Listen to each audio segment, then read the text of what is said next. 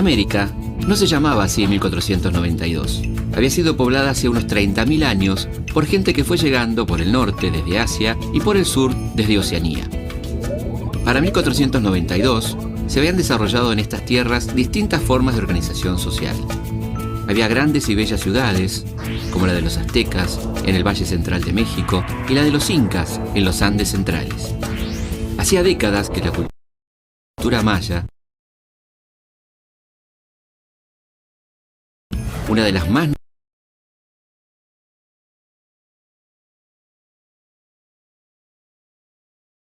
notables de todo el continente, la ciudad más grande y poblada del mundo de la época, Tenochtitlán. Vivían de la guerra y de los tributos que se habían obligados a pagarles los pueblos vencidos. Fueron grandes agricultores y su religión estaba estrechamente vinculada con los cultos agrarios. En sus ciudades, como en las mayas, se destacaban las pirámides, particularmente la del Sol y la Luna, en cuyas paredes pueden verse aún hoy centenares de jeroglíficos que dejan testimonio sobre esta extraordinaria cultura. Los incas crearon un imperio que llegó a ocupar gran parte de los actuales países de Ecuador, Perú, Bolivia, Chile y Argentina. Fueron grandes guerreros, agricultores, artesanos y arquitectos que aplicaron a sus ciudades ingeniosos sistemas de riego y defensa. Otros pueblos, como los arahuacos, habitaban las actuales Islas Bahamas en el Caribe, la zona del primer contacto con los invasores europeos. Tenían un lenguaje que estaba cargado de poesía y ligado a su forma de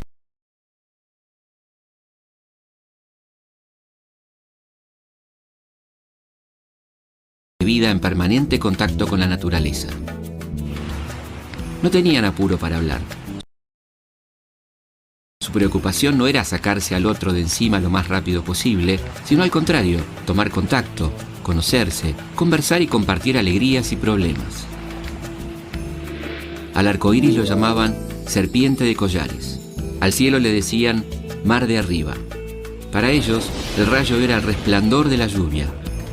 Al amigo lo llamaban mi otro corazón. Para decir bastón, los ancianos decían nieto continuo. Y para decir perdono, decían olvido. Respetaban al resto de los seres vivos, no practicaban la caza deportiva y cuidaban el medio ambiente.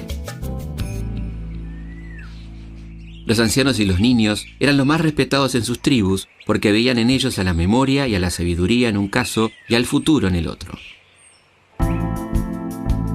Con la decadencia del feudalismo, se consolidó en Europa el poder de una clase social que basaba su riqueza en la producción artesanal, el comercio y los préstamos, a la que comenzó a llamarse burguesía, palabra que proviene de Burgos, el nombre que recibían las zonas externas a los castillos que fueron quedando libres del control de los señores feudales. Hasta entonces, regía el sistema de producción feudal, con su economía cerrada, basada en el trueque desigual de productos y servicios, en el que no circulaban monedas ni se les pagaba salario a los trabajadores que vivían en una situación de total dependencia y servidumbre de su señor. Sumado a la desaparición del peligro de las invasiones que habían llevado a las poblaciones a refugiarse tras las murallas de los feudos, llevaron a los reyes a recuperar su poder. Reyes europeos como los de Francia, España e Inglaterra vieron en el feudalismo un obstáculo para construir sus estados nacionales y encontraron en la burguesía un aliado para terminar con el viejo sistema. La burguesía, a cambio de financiar los lujos y gastos de las parasitarias familias reales, irá aumentando su presencia política y sus privilegios. Recibirá ganancias financieras derivadas de los intereses de sus préstamos, se encargará de la recaudación impositiva y se beneficiará con el establecimiento y mantenimiento del orden, la seguridad y la disciplina social necesarias para el desarrollo de sus actividades económicas. Los burgueses fueron consolidando así el sistema de producción llamado capitalista, que tiene como bases el uso de la moneda y el trabajo asalariado. En 1492, Europa tenía 60 millones de habitantes, 20 millones más que a mediados de siglo. El aumento de la población y una relativa estabilidad política le dieron a la vida un mayor valor. Todos estos cambios fueron moldeando una mentalidad burguesa que estaba cada vez más lejos de las creencias medievales que hablaban de soportar los males de este mundo para disfrutar de otra vida en el paraíso. Si durante gran parte de la Edad Media el centro del mundo había sido Dios, y por lo tanto la Iglesia, ahora el hombre comenzaba a ocupar el centro de la escena. A este verdadero movimiento cultural se lo llamará humanismo, y será la base para la etapa conocida como el Renacimiento, uno de los períodos más brillantes de la historia europea en el que florecieron la pintura, la escultura, la arquitectura, la literatura y la música. Surgieron escuelas y universidades que no dependían de la Iglesia y que pudieron investigar con libertad sobre temas filosóficos y científicos que hasta entonces estaban prohibidos. Pero la mayoría de la gente en la Europa de 1492 vivía en la miseria y no tenía muchas oportunidades para disfrutar de las obras de arte. En las ciudades, las condiciones de higiene eran pésimas y eran muy frecuentes las pestes que diezmaban a su población. El promedio de vida era de unos 35 años. Las enfermedades que hoy son leves, en aquel entonces eran mortales, y 1 de cada 4 niños moría antes de cumplir 1 año. La gente comía lo que podía, y justamente por esto se hacían tan necesarias las especias para conservar las carnes, darles gusto y mejorar el sabor de las comidas. La mayoría de estos productos venían del Oriente desde la época de las Cruzadas, aquellas campañas militares cuyo objetivo declarado era recuperar para la cristiandad la ciudad de Jerusalén y el Santo Sepulcro de Jesús. Las Cruzadas permitieron a Occidente abrir la ruta del Oriente e instalar centros comerciales a lo largo del Mediterráneo y del Mar Negro. Por otra parte, durante el siglo XIII, los mongoles de Kublai Khan habían conquistado y unificado casi todo el territorio asiático. Esto favoreció notablemente el comercio entre Oriente y Occidente, que, impulsado desde Venecia y Génova, logró instalar dominios coloniales en Asia y África. En 1453 se produjo un hecho de gravísimas consecuencias para Europa. Los turcos otomanos ocuparon Constantinopla. A partir de entonces se cortó la ruta del Oriente y los reinos más poderosos de la época comenzaron a pensar en vías alternativas. Portugal inauguró la ruta de África que, bordeando el gigantesco continente, llevaba al lejano Oriente. Por curiosidad, necesidad y ambición, los europeos del siglo XV soñaban cada vez más con empresas ultramarinas. La época era favorable. El avance de la técnica les brindó valiosos instrumentos de navegación como la brújula, traída de China, y el sextante, que permitía orientar el navío según la ubicación de las estrellas. A esto se sumó la invención de la carabela, una nave que combinaba velas cuadradas y triangulares y un moderno timón, mejorando notablemente la seguridad de la navegación en alta mar. Un veneciano llamado Marco Polo quiso llegar más lejos que la gente de su tiempo. Se propuso viajar hasta las fuentes mismas de todas aquellas riquezas orientales.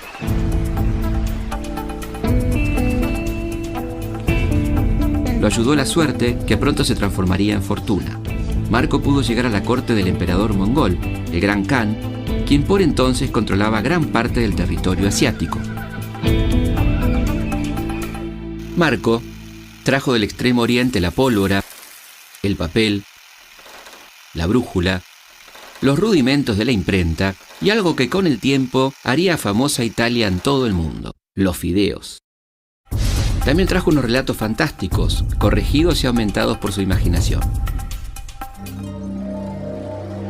En Génova, un joven comerciante, Cristóbal Colón, soñaba con hacerse rico. Leía los libros de Marco Polo y estudiaba los mapas con los que trabajaba.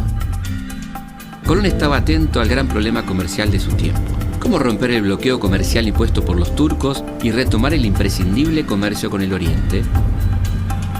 Había leído a muchos geógrafos que confirmaban que la Tierra era esférica y llegó a la conclusión que viajando hacia el occidente se llegaría al Oriente, que era lo que más les interesaba a todos los reyes y burgueses europeos.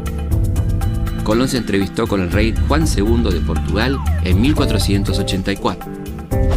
Don Juan lo escuchó con atención, pero rechazó la propuesta por considerar excesivas las pretensiones económicas y honoríficas de Colón, que pedía que lo nombraran almirante mayor del Mar Océano y reclamaba un 10% de todo lo obtenido en la expedición. En 1486, ante rechazo portugués, se marchó a España. fines de la Edad Media se habían formado en España dos grandes reinos, el de Castilla y el de Aragón. En 1469, las dos coronas quedaron unidas a través del casamiento de Isabel de Castilla, de 18 años, con Fernando de Aragón, de 17. Pero pese a la unidad, cada reino mantenía sus particularidades. Colón se hospedó en el convento de la Rábida, cerca del puerto de Palos. Allí conoció a Fray Juan Pérez, confesor de la reina Isabel de Castilla. El cura le gestionó una entrevista con la reina católica que se encontraba al sur. Los reyes estaban muy ocupados en hacer gala de lo que les daría la marca registrada de católicos, reconquistar todo el territorio ocupado por los musulmanes y expulsar a los judíos de sus dominios, y no se mostraban muy dispuestos a distraer recursos ni energía en otros asuntos. Finalmente, tras la toma de Granada concretada el 2 de enero de 1492, Fernando e Isabel decidieron apoyar la aventura de Colón. Todo se puso por escrito en un contrato comercial llamado La Capitulación de Santa Fe, firmado el 17 de abril de 1492, en el que los reyes se comprometían a financiar la expedición, le daban a Colón los títulos de almirante y virrey de todos los territorios que descubriese y a darle el 10% del producto de todo el tráfico mercantil que se generara gracias a su viaje. Pero por las dudas, los reyes introdujeron una cláusula de reserva que decía que se concedían a Colón todos aquellos derechos siempre que estuviera ello conforme con los precedentes y que los otros almirantes de Castilla hubieran gozado de los mismos derechos y privilegios. Colón tenía que buscar socios capitalistas e iniciar los preparativos para la expedición hacia el oriente, hacia las tierras que Marco Polo llamó Catay, China, y Zipango, el Japón. La reina recordó un viejo pleito con la ciudad de Palos. Sus habitantes habían sido multados por contrabando y piratería y les cambió la multa en efectivo por la provisión y equipamiento de dos carabelas que se llamaron La Pinta y La Niña. Colón viajó a Palos y armó una sociedad comercial con los hermanos Pinzón y el financista Luis de Santángel. Agregaron a las naves aportadas por los vecinos de Palos una carabela que sería la más grande de la expedición, con 34 metros de eslora, a la que Colón bautizaría como la Santa María y se convertiría en la nave capitana. La Pinta, de 17 metros, estaría a cargo de Martín Alonso Pinzón, y la Niña, de igual tamaño, iría al mando de Vicente Yáñez Pinzón. Martín Alonso acababa de regresar de Roma, donde tuvo largas charlas con un cosmógrafo del Vaticano acerca de las tierras no descubiertas situadas al oeste, obteniendo copias de ciertas cartas marinas donde figuraban dichas islas. En uno de esos mapas, que había sido dibujado en 1482 por un romano, pudo ver Pinzón unas islas enormes llamadas Antilia y Salvaga, situadas al oeste de África. El 30 de abril se difundió el pregón invitando a los interesados a embarcarse y pronto se completó la lista con unos 85 navegantes, de los cuales solo 4 eran presos que cumplían condenas. Completaban la tripulación funcionarios judiciales, un escribano, un cirujano sangrador y barbero, un físico, un boticario, un veedor para custodiar los intereses de los reyes. No iba a bordo ningún sacerdote. Los maestros y pilotos cobraban 2.000 maravedíes por mes, los marineros 1.000 y los grumetes y pajes 700. Por entonces, una vaca costaba 2.000 maravedíes. El 2 de agosto de 1492, las 3 naves estaban listas para zarpar con toda la tripulación y provisiones para un largo viaje, y al día siguiente, la expedición partió rumbo a las Islas Canarias, a las que llegaron después de 6 días de navegación. Allí repararon las embarcaciones, recargaron provisiones, y casi un mes después, el 6 de septiembre, volvieron a zarpar rumbo a lo desconocido. Colón calculaba que deberían navegar 700 leguas, unos 3.500 kilómetros para llegar a la China. A principios de octubre, muchos tripulantes comenzaron a impacientarse y amenazaron a Cristóbal para regresar. Colón consultó con sus capitanes, todos le dieron su apoyo y le propusieron ahorcar a los que no quisieran seguir navegando. Cuenta Colón en su diario que durante la noche del 11 al 12 de octubre fue el primero en ver las luces de aquella tierra que pensaba asiática, quitándole el honor y la recompensa de 10.000 maravedíes al humilde marinero de La Pinta, Juan Rodríguez Bermejo. Para los europeos de fines del siglo XV, que se sentían centro del universo, las cosas comenzaban a existir cuando ellos las conocían, las descubrían. Para los americanos, el encuentro que estaba a punto de producirse sería el trágico descubrimiento de que se terminaban los tiempos en que podían decidir por su cuenta su vida, su forma de pensar, de producir y su religión. Aquel 12 de octubre, Colón y sus hombres estaban frente al islote de Guanajaní, en las actuales Bahamas, al que Colón rebautizó San Salvador. Don Cristóbal estaba seguro de haber llegado al Asia, aunque se asombraba de no toparse con los clásicos mercaderes chinos, sino con gente muy bella y pacífica que tomaba las espadas por el filo por desconocer las armas de guerra. Colón no tenía la menor noción de haber descubierto un nuevo continente, pero de todas maneras se sintió con derecho a apropiarse de estas tierras y sus habitantes, sobre los que decía el almirante: son la mejor gente del mundo, y sobre todo la más amable, no conocen el mal, nunca matan ni roban, aman a sus vecinos como a ellos mismos y tienen la manera más dulce de hablar del mundo, siempre riendo. Serían buenos sirvientes, con 50 hombres podríamos dominarlos y obligarlos a hacer lo que quisiéramos.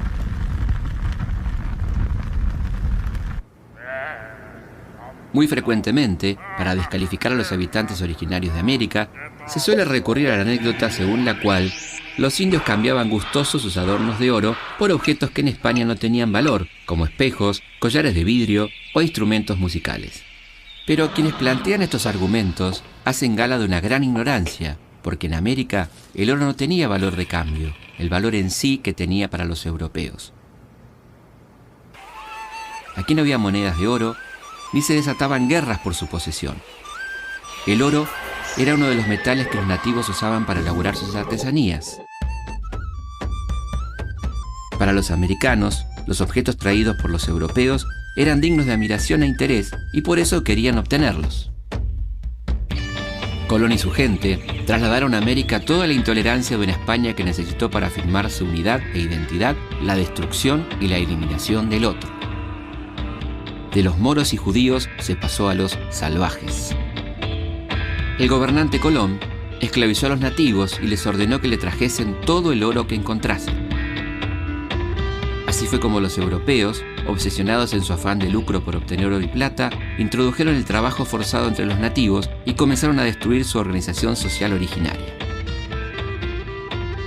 Durante las 2 décadas iniciales del siglo XVI se extrajeron unos 15.000 kilos de oro. El metal se agotó rápidamente y hubo que buscar otras fuentes de subsistencia.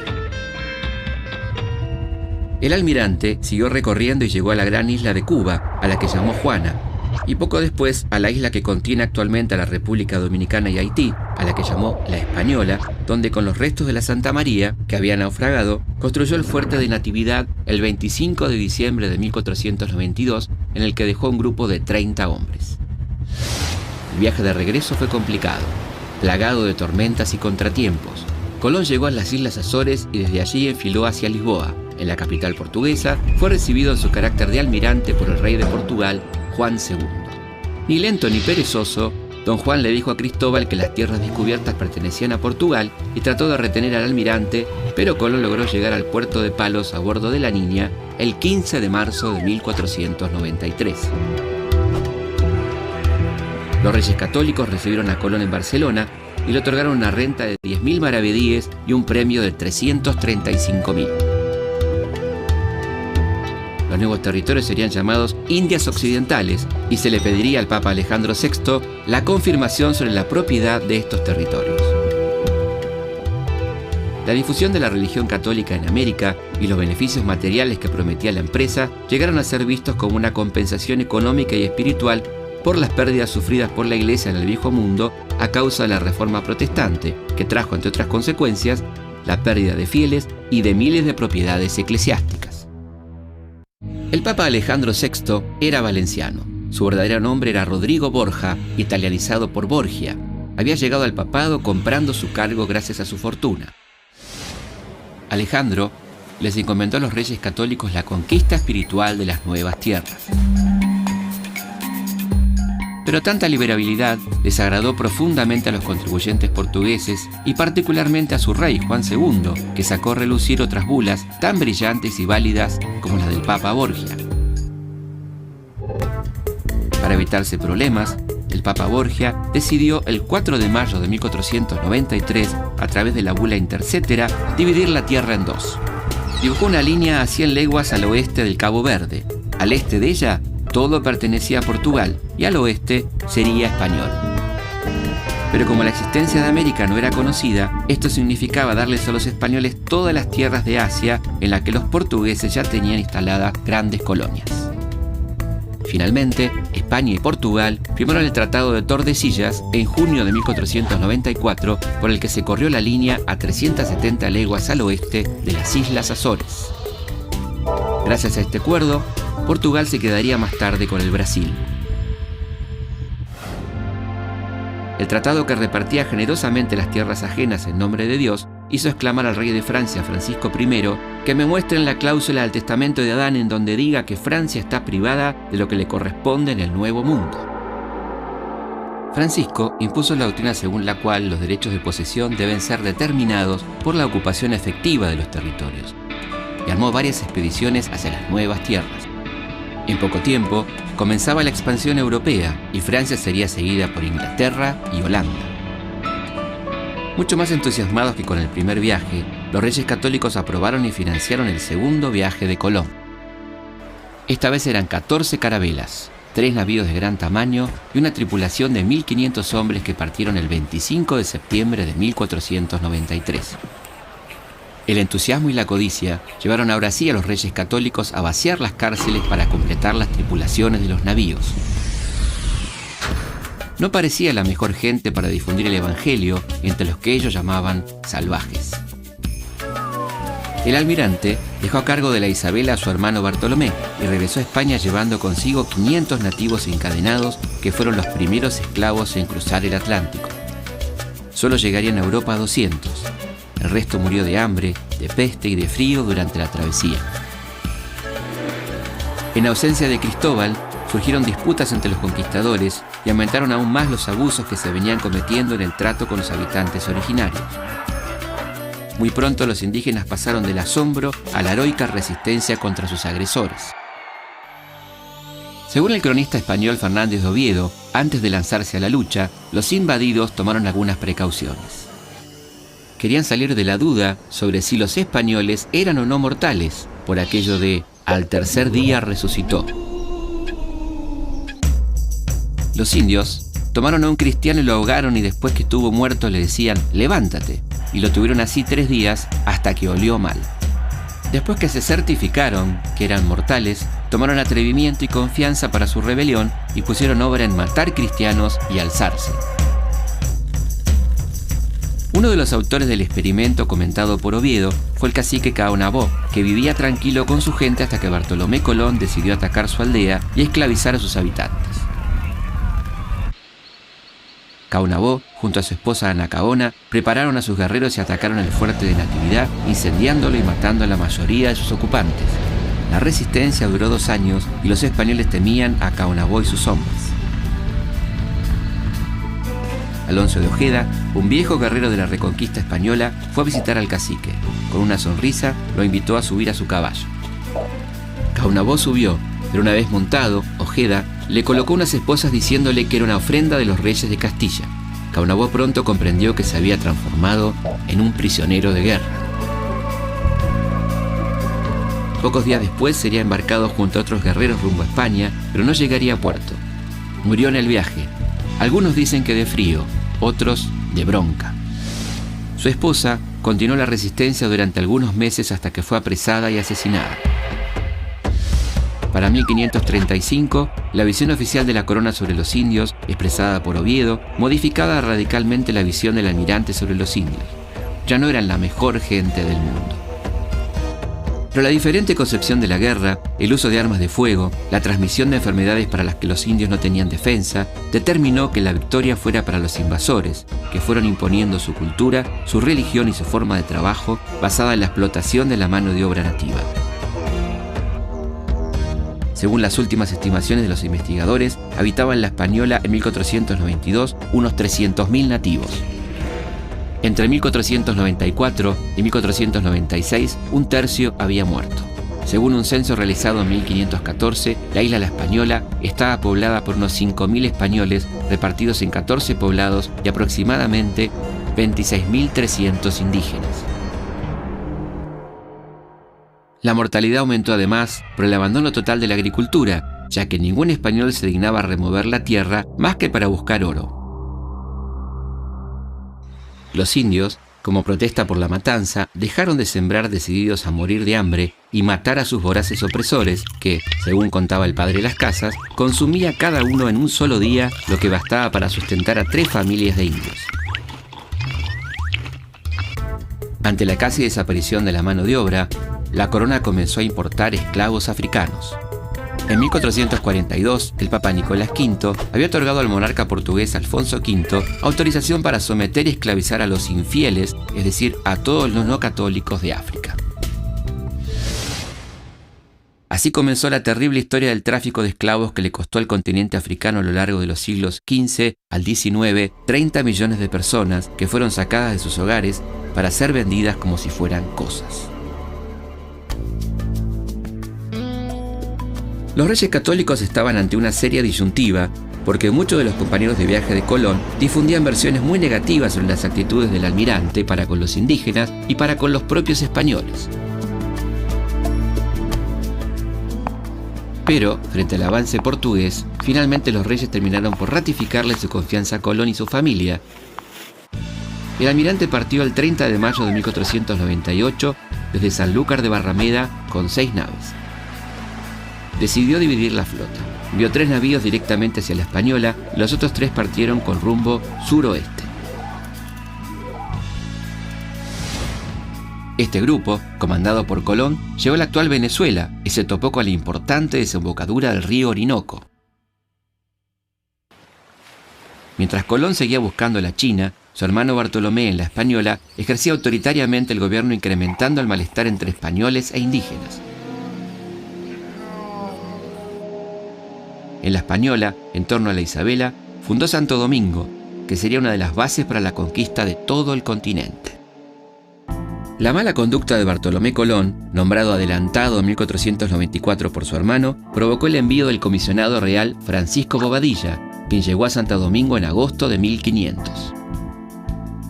A poco de llegar, el enviado comprobó las injusticias cometidas por Bartolomé y concluyó que Colón era cómplice de su hermano.